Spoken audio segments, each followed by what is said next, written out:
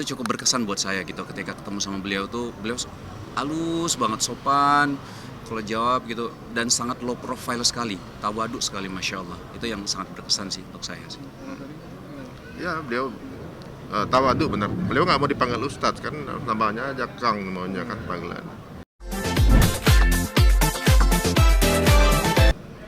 Kalau ketemu beliau terakhir ada 2 atau 3 bulan yang lalu di sini juga ada syuting kita di sini.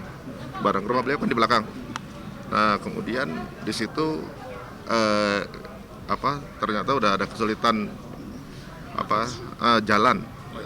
Jadi ada benjolan gitu di otak yang mendesak saraf keseimbangan waktu itu. Terus saya pikir ringan tadinya, nggak tahu pas kita ngobrol ternyata lumayan. Pas kita ngobrol beliau biasanya kan responnya cepet gitu kan, ada tengok itu butuh proses atau memang ada penyakitnya butuh penanganan ya gitu. Tapi nggak terpikir kemudian ya akan wafat sebenarnya pikir karena berikutnya saya dan sama istri beliau gitu untuk ngasih rujukan beberapa yang mungkin bisa dokter-dokter yang menangani hal ini gitu. Tapi kadarullah, baru dengar tadi pagi ya jam 10 beritanya beliau wafat. Wafat di rumah atau di rumah sakit? Saya nggak di lokasi, saya juga dapatnya di infokan juga tadi pagi wafat. Dan ya kita juga tadi pagi juga sedang ada acara juga gitu, jadi mungkin ya pada nggak semua bisa hadir gitu kan, gitu. Tapi ya mudah-mudahan husnul khotimah lah. Berarti bisa juga artinya beliau ini sudah mengidap penyakit yang tadi di bagian leher itu cukup lama atau seperti apa yang Mas Ari tahu Mas Wisnu? Yang saya tahu waktu pas syuting itu saya jadi loh sejak kapan nih Kang? Udah lumayan lagi proses mencari ini pengobatan begitu beliau. Tapi masih dakwah ya. Itu bisa dibilang artinya penyakit saraf kejepit gitu atau apa nama istilah? Katanya ada benjolan gitu yang timbul. Kurang paham banget saya sih sebenarnya, tapi beliau ceritanya ada macam benjolan gitu yang timbul di mendesak di saraf keseimbangan yang di kepalanya kan beliau. Tapi nama penyakitnya saya juga kurang paham, atau salah nanti mungkin diinfokan ke keluarga. Nah ini yang Mas Ari atau Mas Wisnu tahu artinya yang mengenal sosok beliau ini kan artinya yang kita tahu ulama yang khas dengan ceramahnya gitu, khas dengan figurnya gitu. Yang dari mata Mas Ari atau Mas Wisnu mengenal sosok beliau? Kita semua hampir semua mengenal beliau ya, rahimahullah. Dan masya Allah kalau misal dari saya sendiri memang nggak sehari-hari berkomunikasi sama beliau. Beberapa kali memang ketemu sama beliau rahimahullah. Tapi yang saya terkesan sekali sama beliau adalah bagaimana akhlak adab beliau itu masya Allah banget. Maksudnya beliau kan termasuk sudah malang melintang di dunia dakwah. Tapi kalau ketemu sama kita ini masya Allah banget ya, adabnya, akhlaknya benar-benar seperti kadang-kadang tuh seperti teman gitu loh. Nah itu yang masya Allah banget lah. Maksudnya cukup terkesan walaupun saya kan jarang sekali sebenarnya ketemu sama beliau. Tapi itu cukup berkesan buat saya gitu. Ketika ketemu sama beliau tuh, beliau halus banget, sopan kalau jawab gitu, dan sangat low profile sekali, tawaduk sekali, masya Allah. Itu yang sangat berkesan sih untuk saya sih. Ya beliau tawadu benar. Beliau nggak mau dipanggil Ustadz kan, namanya aja Kang maunya kan panggilan. Tahun 2018 kita pernah 1 bulan intens itu acara Ramadan bersama gitu kan. Dan ada momen di mana dulu kisahnya itu sempat viral ketika beliau sedang dakwah di Tanah Syam kalau nggak salah, kemudian putranya meninggal gitu ya. Dan itu sedihnya minta ampun dengar ceritanya. Masya Allah masih melanjutkan dakwah gitu.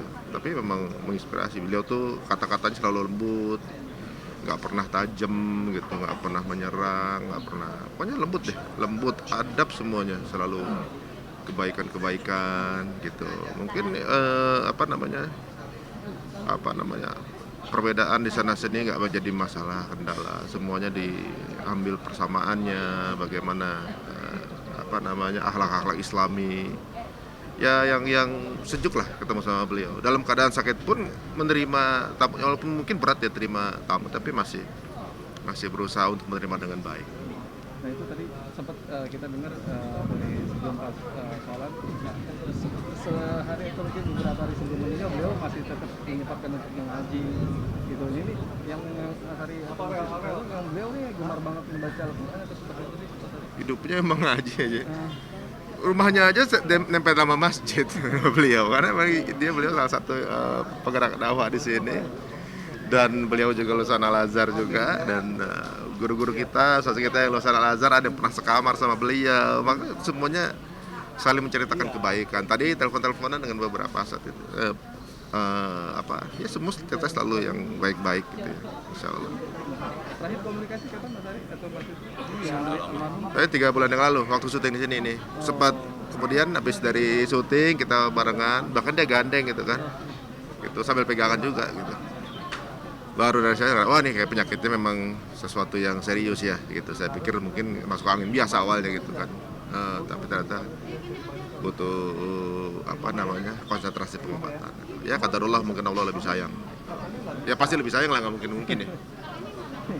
Terakhir doanya mungkin untuk almarhum. Doakan ya, doa yang terbaik untuk beliau. Kita minta kepada Allah agar Allah ampunkan semua dosa-dosa beliau, Allah terima semua pahala-pahala kebaikan beliau, ya, perjuangan beliau untuk agama Allah. Masya Allah, Allahumma firlahu warhamhu wa'afihi wa'fu anhu. Semoga keluarga juga diberikan kesabaran, putra-putranya jadi penerusnya insya Allah. Karena ada juga yang sir juga kan ya. Mudah-mudahan itulah jalan dakwahnya nggak terhenti. Semoga semua yang pernah dilakukan beliau itu menjadi amal jariah beliau. Kami sendiri sebagai kakak pada saat terakhir itu beliau tidak pernah mengeluh rasa sakit, nggak pernah cerita bahwa dia sakit. Selama dia dakwah sendiri merasakan sakit, tapi beliau tidak pernah merasakan itu. Sampai saya tahu sebulan kemarin mereka ada di Cianjur ya, berobat ya. Dan saya juga tidak tahu berobat untuk apa. Kemudian saya telepon, saya tanya kemarin pada saat gempa. Nah, saya ingin nyusul ke sana karena saya baru tahu beliau sakit gitu. Beliau sakit ada di kepalanya, yang beliau tidak tahu gitu. Ada satu benjolan di antara otak besar dan otak kecil. Itu dari dokter yang menyatakan demikian. Nah, kemudian kami kembali saat evakuasi, saya menyusul. Saat gempa itu mereka sedang terapi. Gempa total di Cianjur itu, dievakuasi mereka langsung balik ke sini lewat Sukabumi. Kami nyusul, jadi nggak ketemu. Akhirnya kami balik arah, ketemulah kita di sini malam. Kita ketemu, beliau sudah bagus bicara, hanya bersolawat. Beliau pesan kepada saya, Bang, kelihatannya saya sudah dekat, Bang. Tolong Bang, siarkan selawat Nabi, selawat Nabi. Selawat Nabi itulah yang tadi selalu didengarkan di dalam masjid ini, dalam setiap pengajian-pengajian itu gitu. Nah, kami sebagai kakak juga sangat berterima kasih kepada jamaah dan teman-temannya ya, yang selalu mendoakan beliau. Dan kemudian intinya beliau tidak pernah mengeluh rasa sakit. Hanya pada sakit menyatakan, Ya Allah, Ya Allah, Ya Allah, buat baca selawat. Kami malam datang ke sana, ke sini masuk rumah adik kami bilang besok saya tidak bisa datang ke sini karena tadi pagi kami ada acara nikahan. Akhirnya saat kami pengen lihat, dapatlah kabar itu bahwa beliau sudah tidak ada. Gitu. Sejak kapan artinya memiliki penyakit di bagian kepala itu?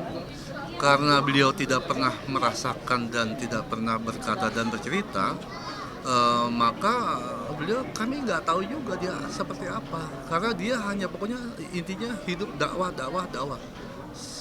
Kami baru tahu pada sakit pun beliau menutupi dan berdakwah. Gitu. Karena kemarin beliau bilang sama saya, Bang, saya mau ke Cianjur, tapi beliau tidak cerita ke Cianjur itu maksudnya mau terapi gitu. Jadi hanya sudah dekat kemarin baru cerita, Bang, saya ada berupa benjolan di kepala. Nah itulah ya akhir dari beliau. Tapi ya saya sebagai kakak merasakan bahwasanya beliau menikmati rasa sakit itu. Tidak pernah ngeluh sedikit pun. Terus berselang pada saat kepalanya sakit, dia cuma bilang Allahu Akbar, Allahu Akbar sambil mengepal tangannya. Tidak pernah memegang sakitnya. Seperti itu yang dilakukan. Dan saya pun baru tahu kalau beliau sakitnya adalah di kepala. Yang Tadi meninggalnya di rumah? di rumah sakit. Di rumah sakit. Di rumah sakit Mayapada itu. Mayapada. Ya, Mayapada. Karena beliau dibawa ke sana. Nah, kebetulan saya mau menyusul ke Mayapada karena saya ada di Petamburan. Akhirnya kami nggak dapat ngajar di rumah. Tapi wafat di rumah sakit. Di rumah sakit jam Di pukul 10-an. 10 Iya, itu ya. betul ya. Nah ini rencana akan dimakamin di mana? Rencana beliau pesan sama saya kemarin, Bang, saya ingin ke Tasik, Bang.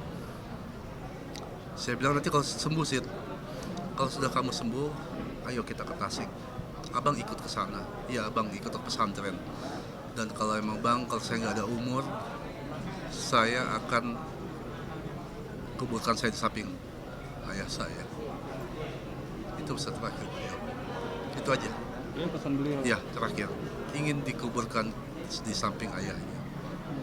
Gitu. Tapi mengenal sosok almarhum sendiri di mata keluarga, Kang Rashid seperti apa? Kang Rashid itu jiwanya lembut, tidak pernah berkata kasar atau apapun. Sekalipun dia marah, tidak pernah berkata kasar. Selalu menasehati, selalu tenang, selalu berkata, saya bilang kasih sayang. Kami sendiri merasa kehilangan sekali dengan adik beliau. Kelembutan beliau, perkataan-perkataan beliau, itulah yang menjadi inspirasi keluarga kami, sehingga kami semakin erat. Kira-kira begitu ininya. Ya, Doanya untuk beliau, saya yakin beliau adalah orang yang soleh dan Allah akan terima beliau di sisinya sehingga beliau mendapatkan riyadul jannah di sana. Itu saja dari saya. Inna lillahi wa inna ilaihi raji'un. Saya dan para sahabat ikut berduka cita atas wafatnya guru kita semua, sahabat kita bersama dalam dakwah, dalam suka dan duka, banyak keceriaan yang udah kita lalui bareng beliau lah. Kita biasa memanggil beliau dengan Kang Rashid, satu sosok pendakwah yang menurut saya kalau udah ceramah tuh isinya daging semua, mantep banget. Terakhir saya ketemu hampir 2-3 bulan yang lalu, saya lagi transit, lagi mau pulang ke Jakarta dari Surabaya, beliau juga sama. Ketemu, ngobrol lah kita 1,5 jam itu. Beliau sama istri, saya sama temen, kita lama ngobrol ya masalah dinamika dakwah lah gitu. Terus bahkan sempet mau silaturahim, cuma karena saya lagi ribet safari dakwah ke sono kemari, keluar kota, keluar Pulau Jawa, akhirnya belum sempat ketemu. Tadi pas dapat info pun saya lagi ngisi tausiah di daerah Cabang Bungin, ujung Bekasi tuh, Kerawang. Sempet kaget. Awalnya ini jangan-jangan, takutnya kan namanya sekarang ya berita mesti kita cross check dulu, tanya ke teman-teman, betul, masya Allah, innalillahi wa inna ilaihi rajiun. Saya langsung meluncur kemari karena emang buat saya pribadi beliau karena sering bareng ya di acara dakwah beberapa TV, di program-program lagi Ramadan, di TV-TV swasta, di acara tablik akbar live, kita sering ketemu. Ya banyak kisah-kisah beliau bagaimana berdakwah, dan kebetulan beliau sama-sama teman kuliah di Mesir dulu. Walaupun lu sama aneh di Mesir kita nggak ngeh karena beda kekeluargaan kan, beliau dari kekeluargaan Jawa Barat, aneh dari Jakarta. Pas di sini ngobrol baru ngeh gitu, sama kayak dengan Ustaz Abdul Somad juga kan gitu. Akhirnya ya secara chemistry, secara emosional kita ngobrol nyambung.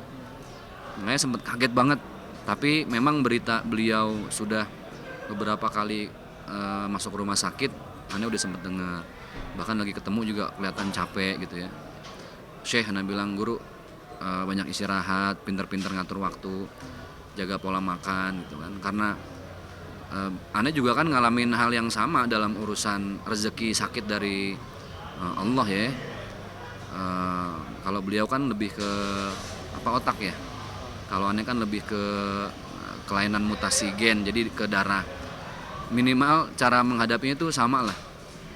Treatment untuk kita didakwah dengan penyakit yang Allah kasih rezeki ini ya harus punya metode khusus, pola makan malam.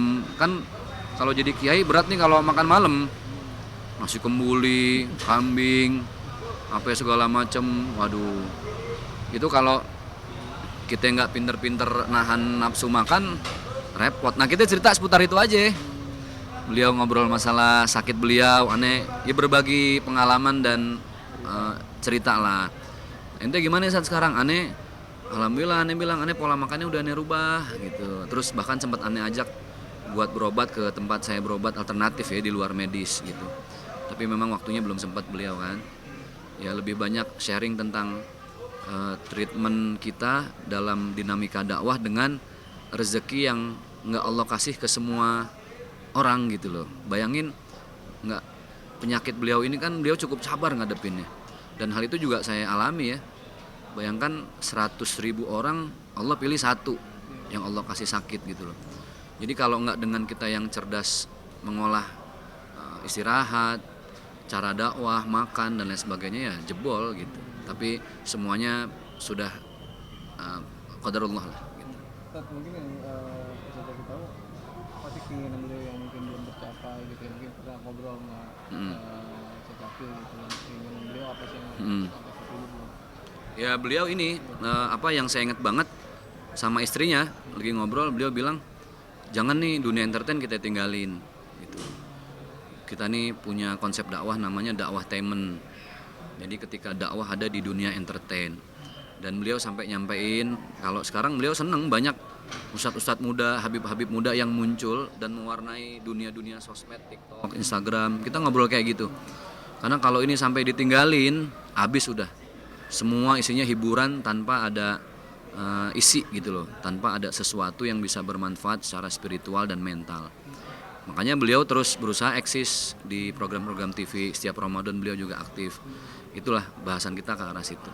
Gitu. Doanya mungkin terakhir. Baik, doa saya pribadi dan daripada sahabat, Allahumma gfirlahu warhamhu wa'afi wa'fu anhu. Ya Allah, ampuni segala dosa-dosanya, muliakan hidupnya dunia akhirat, lapangkan kuburnya dan mudahkan perjalanan beliau sampai di padang mahsyar nanti. Allahumma la tahrimna ajrahu wa la taftina ba'dahu waghfir lana walahu. Mudah-mudahan kita semua yakin beliau min ahli khair, beliau meninggal dalam keadaan husnul khatimah, dan kita semua juga berdoa semoga suatu saat pun kita dijemput oleh Allah dalam keadaan husnul khatimah. Amin ya rabbal alamin.